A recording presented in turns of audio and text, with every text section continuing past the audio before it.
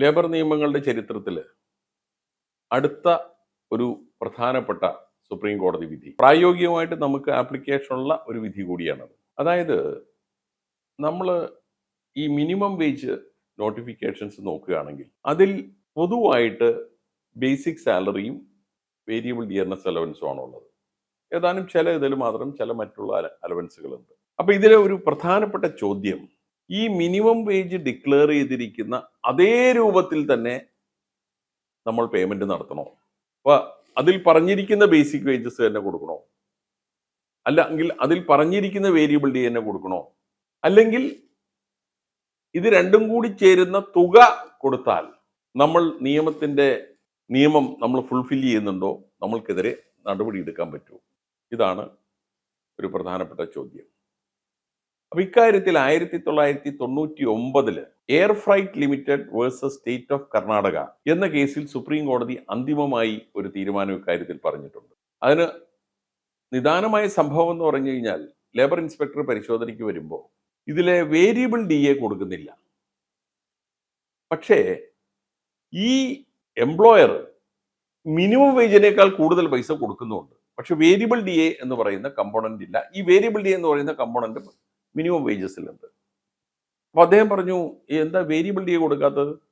അപ്പൊ എംപ്ലോയർ പറഞ്ഞു, ഞാൻ വേരിയബിൾ ഡി എ കൊടുക്കുന്നില്ലെങ്കിൽ എന്താ, ഞാൻ അതിനേക്കാൾ കൂടുതൽ പൈസ കൊടുത്തുകൊണ്ടിരിക്കുകയല്ലേ, മിനിമം വേജസിനേക്കാൾ കൂടുതൽ കൊടുത്തുകൊണ്ടിരിക്കുന്നു. അത് പറ്റില്ല. വേരിയബിൾ ഡി എ ഗവൺമെന്റ് ഇതിന്റെ ഭാഗമായി ഡിക്ലെയർ ചെയ്തിട്ടുള്ളത് നിങ്ങൾ കൊടുക്കണം, അല്ലെങ്കിൽ ഞാൻ നിങ്ങൾക്കെതിരെ നടപടികൾ സ്വീകരിക്കും. അപ്പൊ അങ്ങനെ നടപടികൾ സ്വീകരിച്ചു. അത് കർണാടക ഹൈക്കോടതിയും കഴിഞ്ഞ്, ഹൈക്കോടതി എല്ലാം ഈ ലേബർ ഓഫീസറുടെ തീരുമാനത്തെ ശരിവയ്ക്കുകയാണ് ഉണ്ടായത്. പക്ഷെ അതിനെതിരെ ഈ എയർ ഫ്രൈറ്റ് ലിമിറ്റഡിന്റെ മാനേജ്മെന്റ് സുപ്രീം കോടതിയെ സമീപിക്കുന്നു. അപ്പൊ അതിലാണ് സുപ്രീം കോടതിയുടെ ഒരു സുപ്രധാന ഡിസിഷൻ. അതായത് മിനിമം വേജസിന് തത്തുല്യമായിട്ടോ അല്ലെങ്കിൽ അതിൽ കൂടുതലോ ഒരു തുക ഒരു എംപ്ലോയർ കൊടുക്കുന്നുണ്ടെങ്കിൽ അതിലെ ഏതെങ്കിലും ഒരു കമ്പോണന്റ് ഇല്ല എന്നുള്ള കാര്യം പറഞ്ഞുകൊണ്ട് ആ എംപ്ലോയർക്കെതിരെയുള്ള പ്രോസിക്യൂഷൻ നടപടികൾ സ്വീകരിക്കാൻ പാടില്ല. അപ്പൊ സുപ്രീം കോടതി ആ കേസിൽ പറഞ്ഞത്, എന്തിനാണ് ഈ മിനിമം വേജ് ഉണ്ടാക്കിയിരിക്കുന്നത്? കാരണം നമ്മുടെ രാജ്യം ഒരുപാട് അൺഎംപ്ലോയ്മെന്റ് ഉള്ള ഒരു രാജ്യമാണ്. അപ്പൊ ഇവിടെ മിനിമം വേജിനേക്കാൾ താഴെ അല്ലെങ്കിൽ എന്ത് ശമ്പളത്തിനും വർക്ക് ചെയ്യാനായിട്ട് ആളുണ്ട്. പക്ഷെ അങ്ങനെ അനുവദിച്ചു കഴിഞ്ഞാൽ അതൊരു എക്സ്പ്ലോയിറ്റേഷൻ ആവും. അതുകൊണ്ട് ആ എക്സ്പ്ലോയിറ്റേഷനെ ചെറുക്കുന്നതിന് വേണ്ടിയിട്ടാണ് ഒരു മിനിമം വേജ് ഡിക്ലെയർ ചെയ്തിരിക്കുന്നത്. നിങ്ങൾ ഒരാളെ വെക്കുകയാണെങ്കിൽ മിനിമം ഇത്ര ശമ്പളം കൊടുക്കണം. അപ്പോ ആ പറഞ്ഞിരിക്കുന്ന തുക ഒരു എംപ്ലോയർ കൊടുക്കുന്നതോടുകൂടി